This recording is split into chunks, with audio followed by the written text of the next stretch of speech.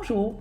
Dans cette vidéo, je vais présenter la théorie de l'information de Shannon et Weaver, qui nous aide à mieux comprendre la communication technique et à comparer l'efficacité de différentes technologies pour transmettre l'information. Par exemple, est-ce que le gouvernement devrait arrêter d'envoyer des documents écrits et utiliser l'intelligence artificielle? Quand des gestes non-verbaux seraient-ils plus efficaces qu'une conversation en face à face?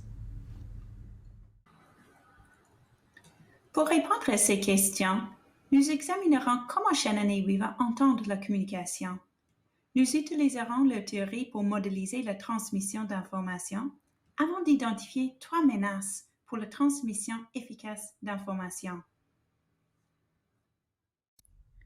Comment Shannon et Weaver entendent-ils la communication? Ils entendent la communication comme la transmission de messages sur de grandes distances. À leur époque, on utilisait des technologies comme ces poteaux télégraphiques pour envoyer des messages. J'imagine que vous n'avez jamais vu un télégraphe, un outil inventé au 19e siècle pour envoyer des messages rapidement.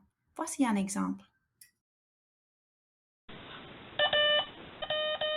Évidemment, le télégraphe est seulement efficace si le message est le même au départ et à l'arrivée. Le modèle de Shannon et Weaver nous permet de mesurer et comparer les messages codés et décodés. Pourquoi Shannon et Weaver étaient-ils si préoccupés par le codage? Il faut savoir que Shannon était étudiant en génie électrique et en mathématiques dans les années 30. Pendant la Seconde Guerre mondiale, il était cryptographe pour les services secrets de l'armée. Il est alors chargé de localiser dans le code ennemi les parties signifiantes, cachées, au milieu du brouillage. Après la guerre, Shannon était auteur d'un livre sur sa théorie mathématique de l'information, écrit avec un ajout de Warren Weaver, son supérieur dans les services secrets. Il est devenu professeur au Massachusetts Institute of Technology de 1958 à 1978 et employé au laboratoire Bell de 1941 à 1972, encore intéressé par la transmission efficace de l'information. Maintenant, nous allons utiliser une situation très familière pour décrire les éléments de leur modèle et pour décortiquer les étapes dans la transmission d'un message. Claudia! Allô, Christine? Est-ce que tu es là? Es-tu là? Skype ne fonctionne presque jamais. Es-tu là? Claudia? La source d'information produit un message. L'émetteur transforme le message en signaux. Le canal est le moyen utilisé pour transporter les signaux. Le récepteur reconstruit le message à partir des signaux et la destination est la personne à laquelle le message est envoyé. Pendant ce processus, la transmission des messages peut être perturbée par du bruit. Si nous utilisons le modèle pour analyser ce qui s'est passé dans l'appel Skype raté, nous pourrions dire que mon cerveau était la source d'information. J'avais l'idée de parler avec Claudia à distance. L'émetteur, dans ce cas, était le microphone qui a transformé le message vocal. Le message émis était « Claudia?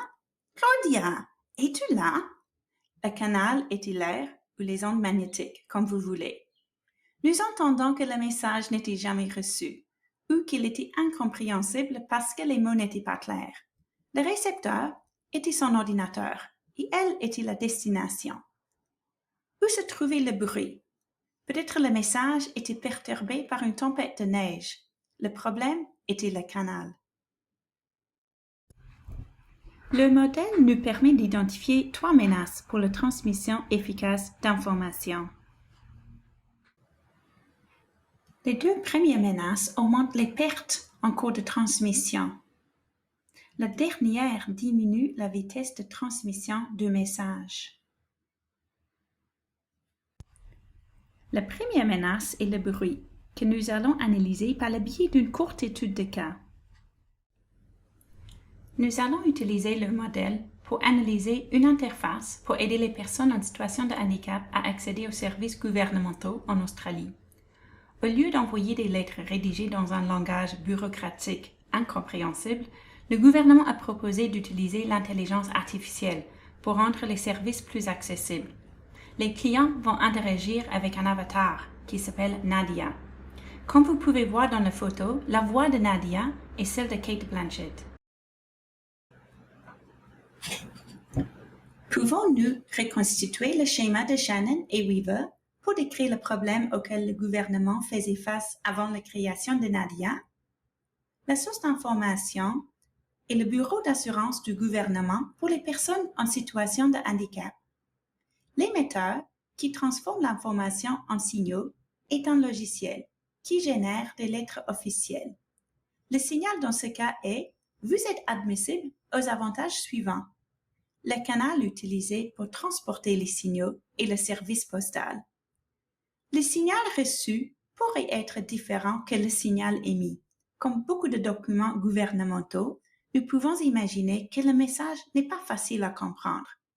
Le récepteur est l'individu qui lit la lettre, possiblement pas le client. La destination est le client, la personne en situation de handicap. Nous allons à l'instant identifier ensemble les sources de bruit potentielles. Peut-être le service postal perd la lettre. Le problème est le canal. Si le texte est impossible à déchiffrer, le bruit touche au signal reçu. Si la personne qui lit la lettre n'est pas capable de la lire, par exemple si elle est aveugle, le bruit se trouve sur le plan du récepteur. On peut se questionner si l'utilisation de Nadia améliore cette situation. La source d'information continue d'être le bureau d'assurance, mais maintenant, l'émetteur est Nadia. Imaginons qu'elle émet le message suivant. « Comment puis-je vous aider? Posez-moi des questions. » Maintenant, c'est à vous de mettre la vidéo en pause et réparer le canal, le signal reçu et le récepteur en lien avec le cas de Nadia.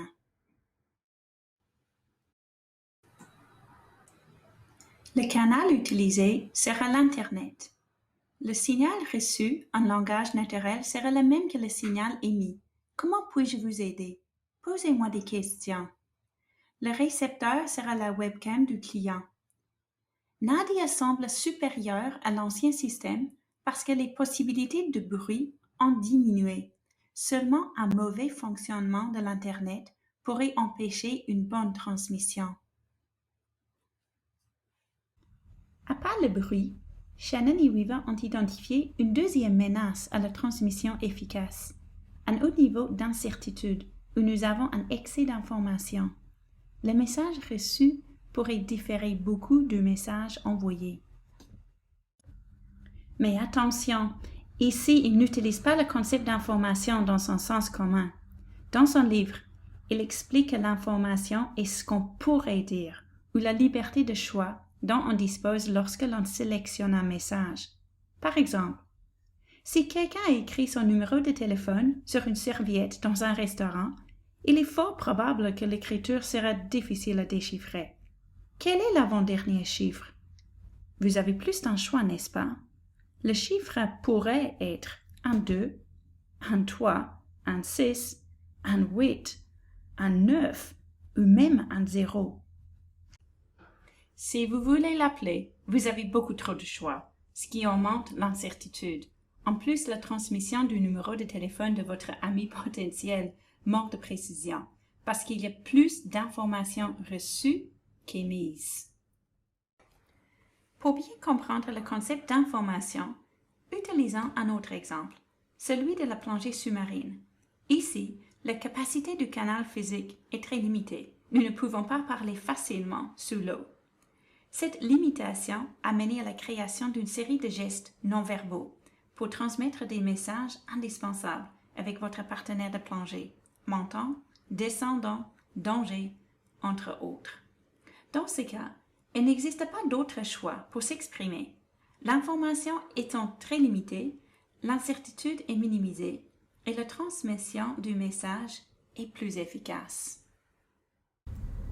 La troisième et dernière menace pour la transmission efficace est la redondance. La redondance diminue la vitesse de transmission parce que nous avons une répétition inutile d'information. Fréquemment, nos messages contiennent beaucoup de superflu à cause de la structure de la langue qu'on utilise ou des exigences des conventions sociales, comme le deuxième E et le S que vous voyez ici dans le mot « manger ». Faisons un exercice pour voir la redondance en pratique.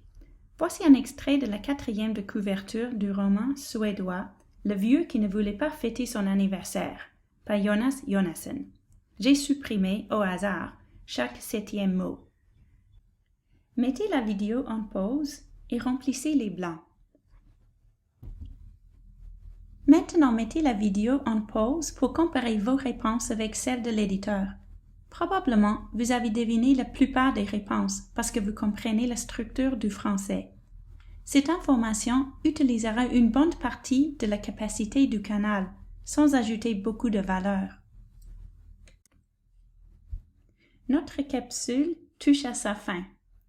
En résumé, cette vidéo vous a présenté la théorie de l'information de Shannon et Weaver. La théorie offre une modélisation visuelle de la transmission d'informations à distance, en utilisant par exemple un télégraphe, l'Internet ou la téléphonie, de la source jusqu'à la destination. Nous avons aussi identifié 3 menaces pour une transmission efficace: le bruit, un excès d'information et la redondance. Le bruit peut interrompre la transmission à différents moments. Un excès d'information augmente les pertes en cours de transmission et la redondance diminue sa vitesse. Nous avons vu que la théorie de Shannon et Weaver nous permet de comparer l'efficacité de différentes technologies pour transmettre l'information. À mon avis, l'intelligence artificielle semble plus efficace que l'envoi d'une lettre par la poste pour les personnes en situation de handicap. Cependant, quand il y a la possibilité d'incertitude, une technologie plus simple, comme des gestes non-verbaux, très schématisés sous l'eau, peuvent communiquer plus qu'une conversation en face à face. Et vous, qu'en pensez-vous? Merci d'avoir regardé cette capsule de théorie de la communication. La communication en tant que transmission, Shannon et Weaver et leur théorie de l'information. À une prochaine capsule!